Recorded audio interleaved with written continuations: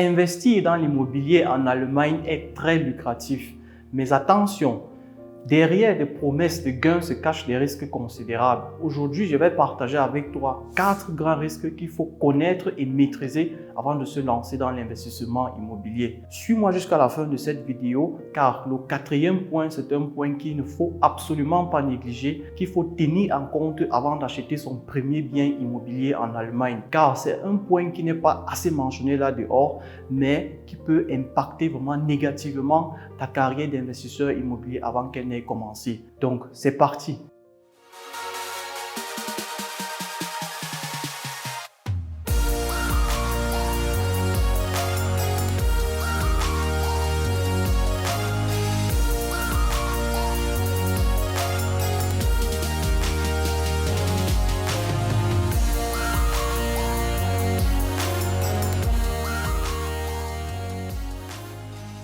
Salut, bienvenue sur Immogizer.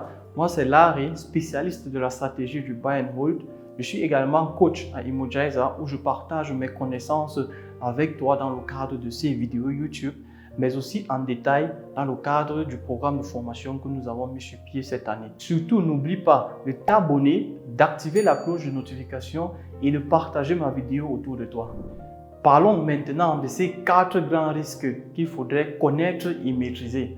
Le premier, c'est le choix de l'emplacement de ton bien immobilier. Avant d'investir dans une région, dans une ville, pose-toi la question à savoir quels sont les employeurs qui sont sur place, quelles sont les infrastructures qui attirent les gens vers cette ville, quels sont les systèmes d'éducation qui sont mis sur pied. Car plus une région est attractive, plus une région a des infrastructures économiques fortes, c'est comme ça que beaucoup de personnes migrent vers cette région et de l'autre côté, c'est comme ça que la vacance locative est minimale. Donc, investir dans ce type de région économiquement forte te garantit une certaine rentabilité et une prise de valeur sur le long terme. Entre investir dans des zones économiquement faibles comme à l'est de l'Allemagne, par exemple dans la ville de Plauen, les prix sont très alléchants, très attractifs, les taux de rentabilité à l'achat, donc c'est-à-dire théorique, sont élevés, mais la vacance locative est assez élevée et la prise de valeur n'est du tout pas garantie. Voilà pourquoi je t'encourage à prendre du temps, à analyser, à faire des recherches sur la région, sur la zone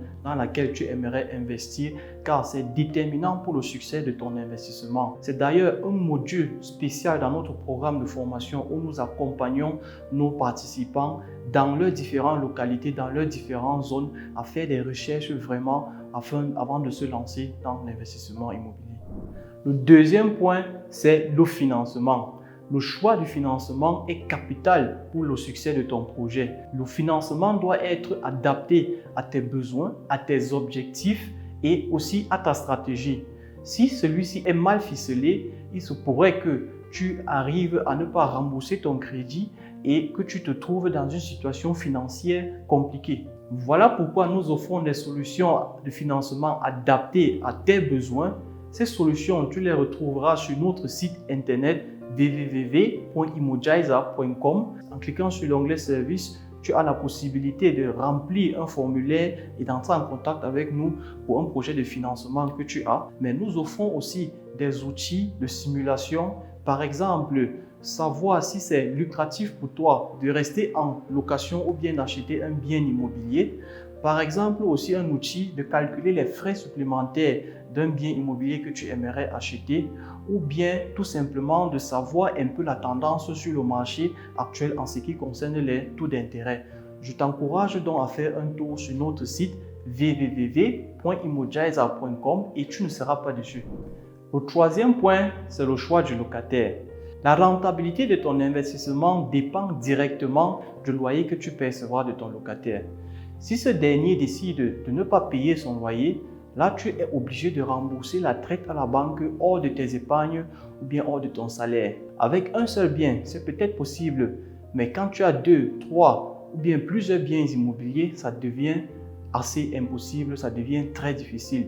Là, tu es en train d'aller vers une ruine financière, vers une insolvabilité financière. Comment résoudre donc ce problème? Le problème rejoint le premier risque, le choix de l'emplacement. Le choix de l'emplacement garantit déjà une certaine clientèle, un certain personnage qui est intéressé à ton immobilier. Est-ce que tu es aux alentours des sociétés, par exemple, des constructeurs automobiles, etc. Des sociétés qui attirent vraiment des grands travailleurs qui sont capables, qui ont une force financière de louer ton bien. Les 3 points qui sont assez importants dans le choix du locataire à ton niveau en tant qu'investisseur, c'est d'abord les fiches de paye. Les 3 dernières fiches de paye sont primordiales pour le choix du locataire. Est-ce que cette personne est en mesure, est-ce que cette personne a un salaire conséquent pour pouvoir vivre, pour pouvoir louer ce bien? Le deuxième point, c'est quoi? Le deuxième point, c'est sa solvabilité. Est-ce que cette personne a des dettes en vie de tierces personnes? Est-ce que cette personne a des crédits de consommation, etc.? C'est pour ça qu'il faut toujours demander la Schufa-Bonität Auskunft.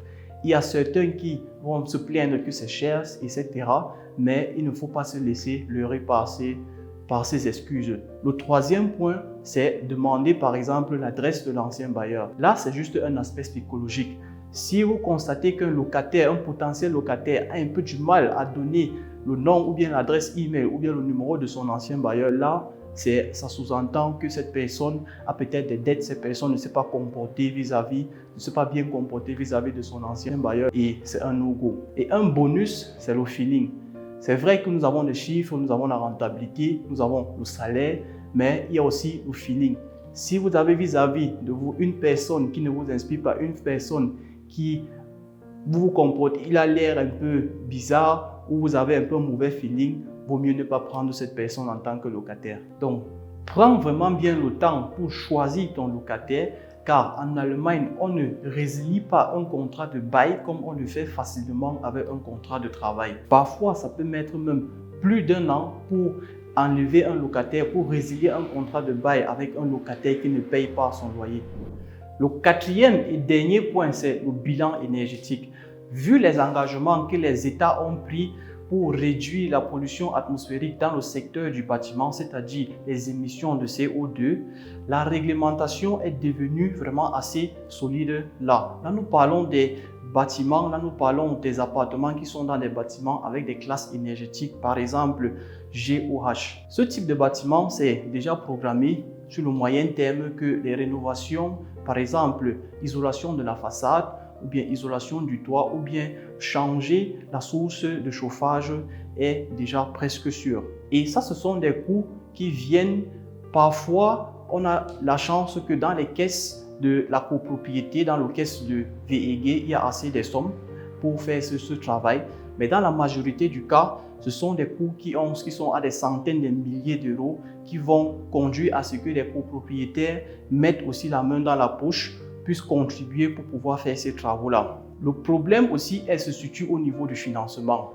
Ce sont des biens que sur le long terme, ce sera difficile pour refinancer ces biens. Donc refinancer, c'est-à-dire après 10 ans, il faut aller à la banque quand on n'a pas fini de rembourser le crédit, négocier encore un nouveau crédit en fait pour refinancer ce bien. Et les banques actuellement ont ce qu'ils appellent le Green Asset Ratio, c'est-à-dire ils ont des réglementations, la juridiction les impose d'avoir un certain quota de biens immobiliers verts.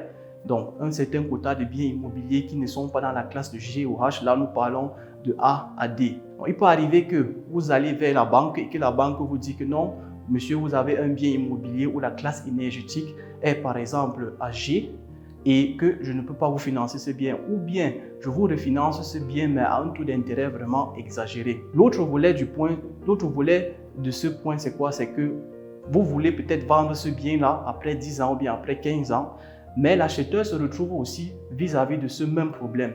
Il ne trouve pas une banque qui va lui donner un taux d'intérêt intéressant, un taux d'intérêt alléchant. Là, il est obligé vraiment d'acheter ce bien à un prix où vous vous dites, vous allez lui faire schenken cet objet, vous allez lui faire cadeau de cet objet. Et ça ne sera pas l'exception. Donc, ça sera un peu une situation du marché qui sera déjà établie et vous serez obligé de vous débarrasser de ce bien peut-être avec des pertes. Donc, il faut prendre ce point vraiment pas à la légère et faire attention aux biens immobiliers, à la classe énergétique des biens immobiliers que vous allez acquérir dès aujourd'hui.